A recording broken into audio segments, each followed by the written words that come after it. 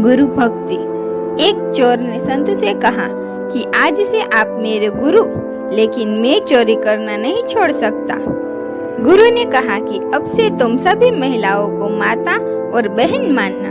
गुरु का स्थान देवी देवताओं से भी ऊपर माना गया है।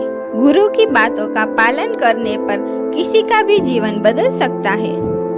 एक लोक कथा के अनुसार पुराने समय में किसी गांव में एक चोर ने विद्वान संत से कहा कि आज से आप मेरे गुरु, लेकिन मैं चोरी करना नहीं छोड़ सकता, क्योंकि यही मेरा काम है। गुरु ने चोर से कहा कि ठीक है, अब से तू मेरा शिष्य है। मेरी एक बात ध्यान रखना, सभी महिलाओं को अपनी माता और बहन समझना। चोर ने ये बात मान ली। ये लोग जिस गांव में रहते थे, उस राज्य के राजा के यहाँ कोई संतान नहीं थी। इस वजह से राजा अपनी रानी से गुस्सा था और रानी के अलग महल में रहने भेज दिया था। संतान न होने की वजह से रानी भी बहुत दुखी थी। एक रात चोर रानी के महल में चोरी करने पहुंचा। रानी ने देख लिया कि चोर महल में घुस गया है। महल के चौकीदारों ने भी चोर को देख लिया और उन्होंने राजा को खबर दे दी।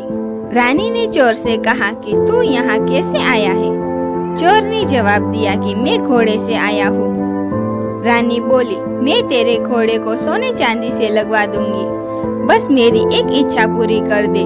चोर को अपने गुरु की बात याद थी। वह भागा नहीं। उसने कहा कि आप तो मेरी माँ समान है। मुझे पुत्र समझकर अपनी इच्छा बताए। मैं चोर हूँ, लेकिन मेरे बस में होगा तो मैं जरूर पूरी करूँगा। राजा ये सब बातें सुन रहा था। चोर की अच्छी बातें सुनकर बहुत खुश हुआ। उसने चोर को दरबार में बुलवाया और कहा कि मैं तुमसे बहुत प्रसन्न हूँ, तू मांग ले जो चाहता है। चोर ने कहा कि राजन, आप महारानी को अब से अपने महल में ही रखें, उन्हें दुख न दे। राजा ने चोर की बात मान ली। महारानी से राजा ने अपने किए की क्षमा मांगी। रानी ने राजा से कहा, हम इस चोर को ही अपना पुत्र बना लेते हैं, इसकी वजह से ही सब ठीक हुआ है। राजा भी ये बात मान गया और चोर को अपना उत्तराधिकारी घोषित किया।